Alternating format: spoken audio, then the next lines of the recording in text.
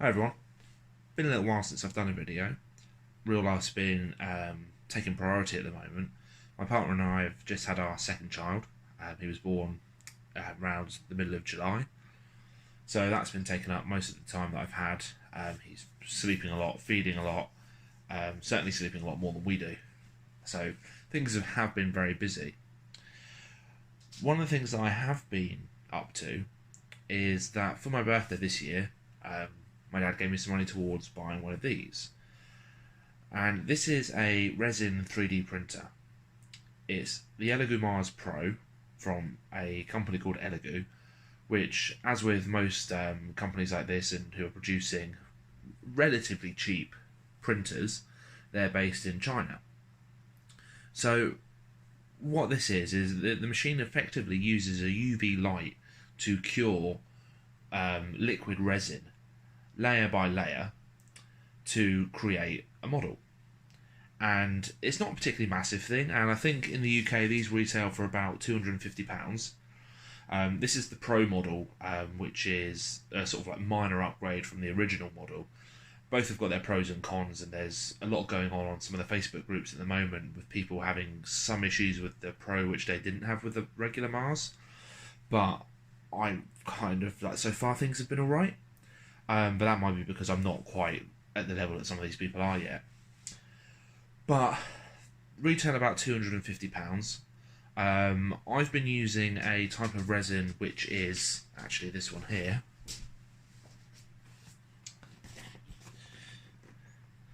This can be washed with water, whereas regular resins have to be washed with isopropyl alcohol or acetone or something nasty like that, horrible, smelly, dirty chemicals.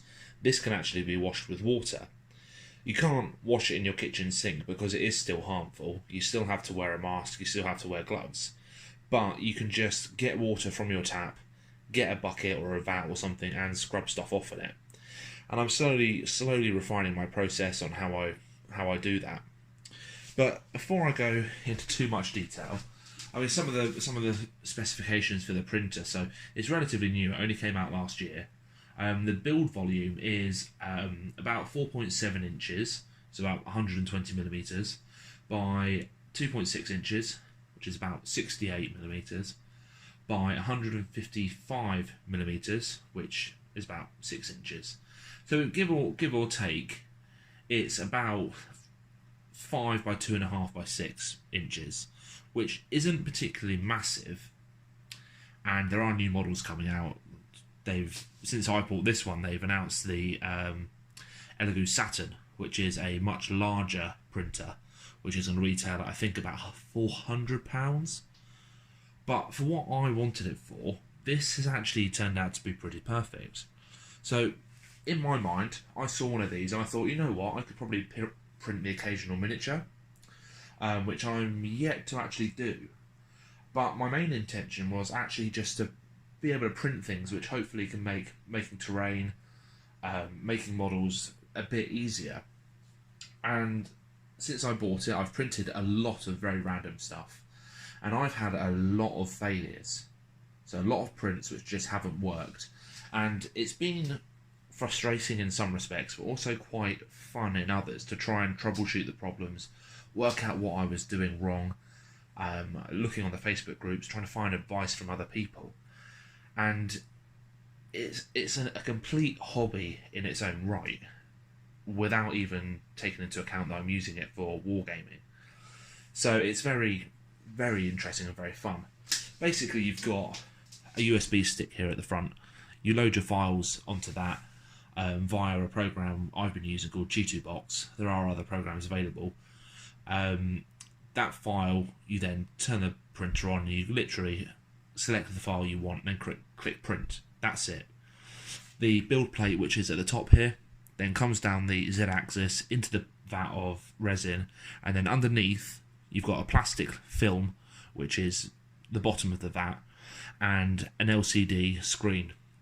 Now, I'm not really too sure how it works. I don't know if the LCD screen is over the UV lights or if the screen is the UV itself. Whatever it is, it projects the image onto the resin and it cures, attaching itself to the build plate with the first few layers, and then it grows from the bottom, well, from the build plate outwards.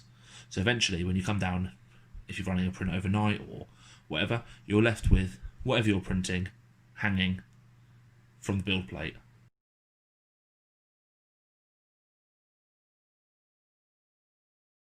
This stops any sunlight or daylight from curing the resin when you're not using it, or worse, when you are using it, because the worst thing you can possibly have is extra resin curing on a print you're doing. So it's all relatively easy. Everything I've done has printed something, whether it's printed what I wanted or not. It's completely different ball game. So, I mean, I've got some of the specifications here. It's all very technical. But you can get very high definition prints if you were to lower the layer size. So at the moment I've been printing at I think it's 0.05 millimeters, which for a layer of resin is relatively thick. If you look at it with a naked eye, you can see the lines. Not as much as you can with filament printers, which in some cases you can see the lines very, very easily. You can even feel them, and they poke out sometimes if there's a little tiny scrap of layer left over. But you can go thinner, and I'll show you some of the ones I've got. But overall, it's been really fun, and I'll show you what I've been working on. So here are some of the things I've been printing. It doesn't look like a lot. A lot of stuff that I've printed has ended up in the bin, mainly because I've had failures here and there, things go wrong, and I've not ended up with a model which was worth keeping. So I've actually ditched them completely and started afresh. So I started off with some very, very basic prints, which were just basically intended to test out the settings that I had. And they were just small sheets, probably about sort of like 2 inches by 2 inches, with a number of patterns on it, so you could see the sort of level of detail you were getting. They were pretty good. I mean, they almost did what I needed them to. I then jumped into printing. I will see if I've got a picture of it. I printed off an X-Wing. Just downloaded the file, chucked it on the printer, and was like, go. Didn't give too much thought about it, and the thing printed. I didn't expect it to. I thought it would fail. I thought something would go wrong, but I ended up with an X-Wing, sort of like 5 inches wing diameter, wingspan. Sorry. It was good. I mean, the quality was average at best, but it fell apart when I was trying to paint it, and parts of the wing snapped off, parts of the laser cannon snapped off, and I thought, you know what, it's not worth trying to salvage. For a first print, I printed it directly onto the print bed, which meant that, and as with everything, if you print something directly onto the print bed, you're using a higher exposure time. So when something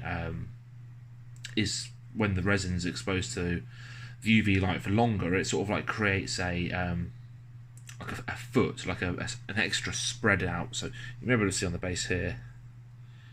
Not really. Yeah, you can kind of see a lip there. And that's what it creates, which isn't a problem if it's on the base of something like that, you can't tell. But the X-Wing I printed was 2 halves, and each half came together like that, leaving a massive, horrible mould line, so I just ditched it.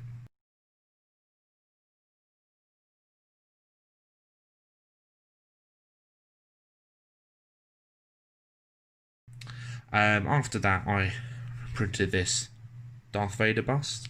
Let's see if I can adjust the light a bit better. There you go. Now this, I had about 3 or 4 failed prints.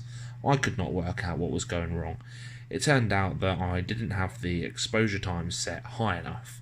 So Vader was printing basically like, where's the lines? Like that, I think.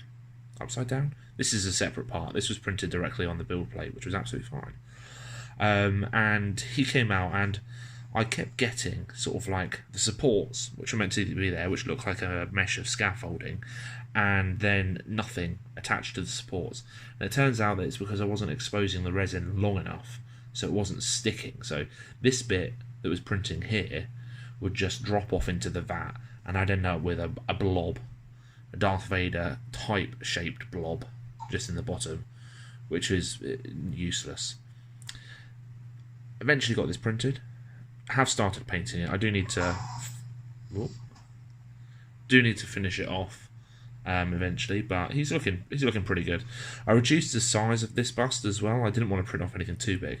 I think this is down at sort of like maybe 50%. I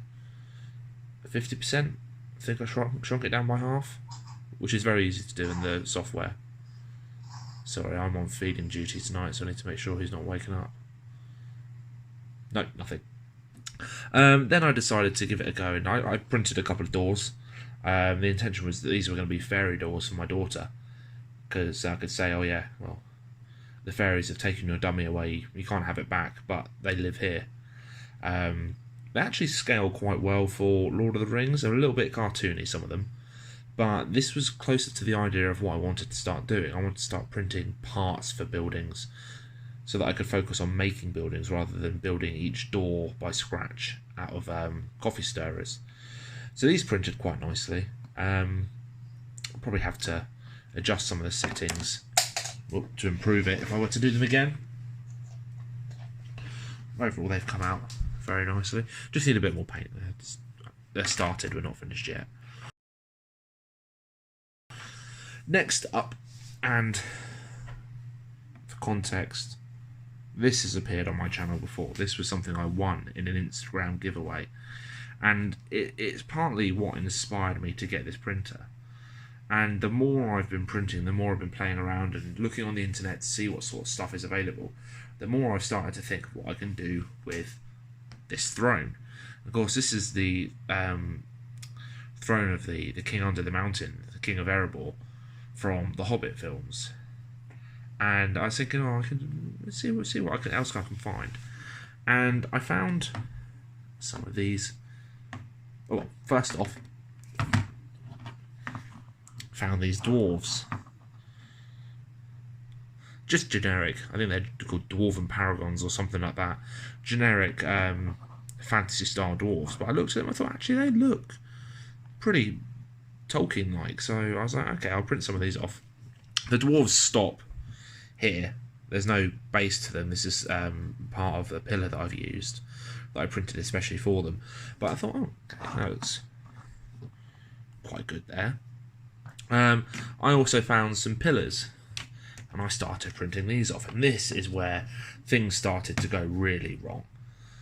quite badly wrong. And if you know anything about 3D printing, you see what's happened here.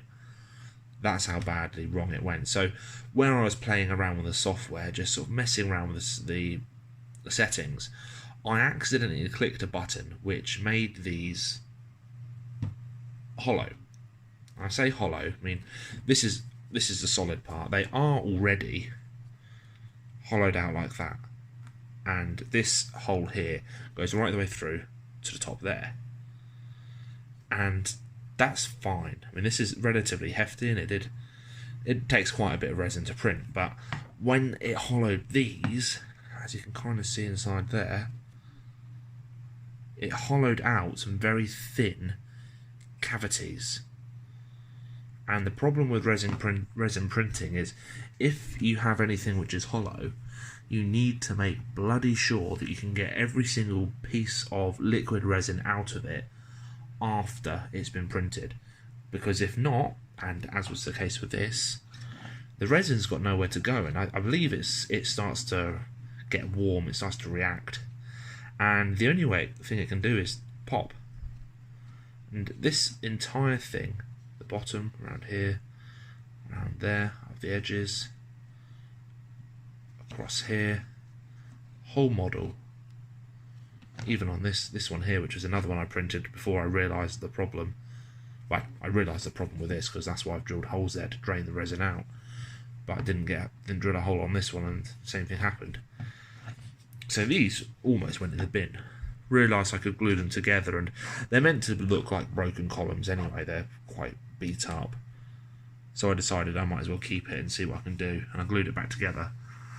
I then moved on to printing like this. This is a solid one. No need to drill holes to drain this. The one downside to it was that it's not particularly straight, but who cares? And the idea is that I can use these for my arable dwarves. So I think the next thing I'll be working on, hobby-wise, is an arable throne room style scene. In the Hobbit films, it's quite a narrow walkway suspended over a massive hall, like open cavern even, not a hall. I don't think I'll do anything like that because of course then I have nowhere to display my models. But as you know, you can kind of thrones flanked by a couple of things like that, and you've got the columns at the back. And it could fly back a bit. I mean, I could, if I wanted, print the columns larger.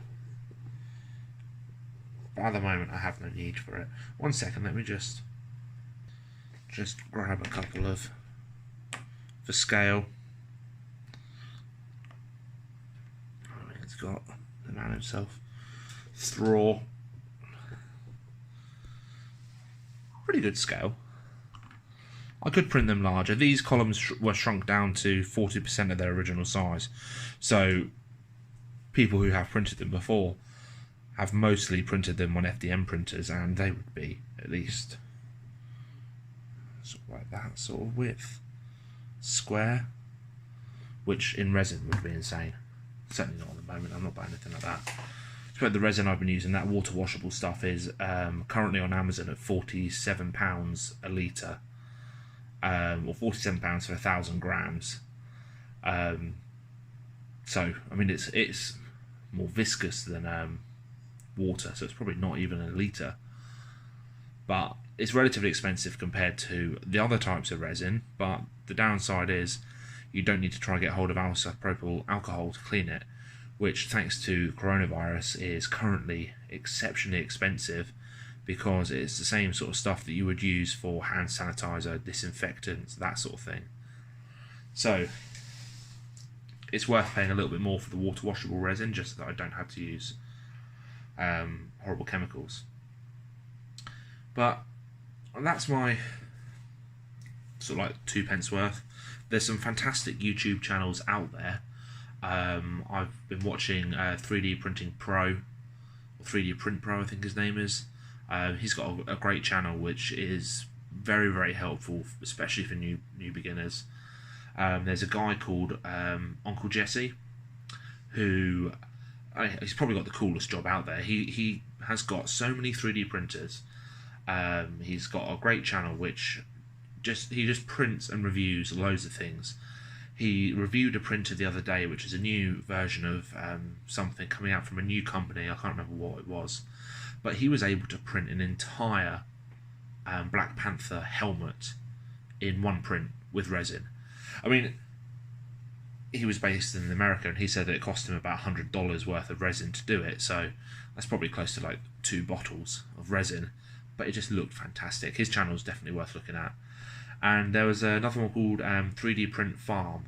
And this is the guy who I actually used his test print file to test out originally, but he's got some great videos, and it just seems to be growing as a hobby and as just a means of production.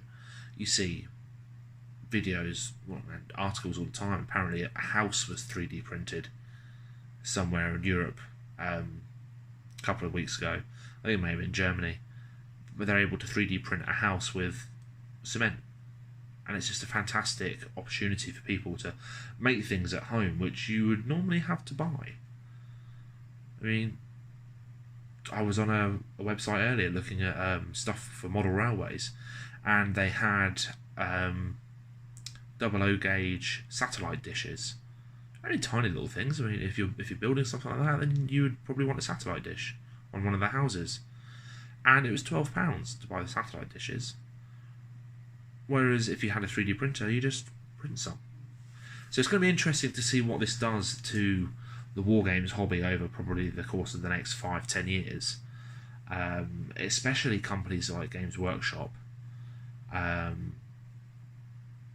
Some of the older stuff they do, which is out of production, old Fantasy Battles, Necromunda, 40k, just old stuff, they could release 3D print files and people could pay for them and print their own miniatures. Yes, there's the risk of people printing them and then selling them at an inflated rate, but it's all an option. It's a business opportunity for something which they're not currently using their IP, so why would they not? Anyway, I've rambled on completely and gone off tangent, but it's certainly an interesting area. So I hope people found this interesting. Oh, just had a sneezing fit. And I'm hoping to be back with more videos very soon. So thanks for watching, and I'll speak to you all later. Bye.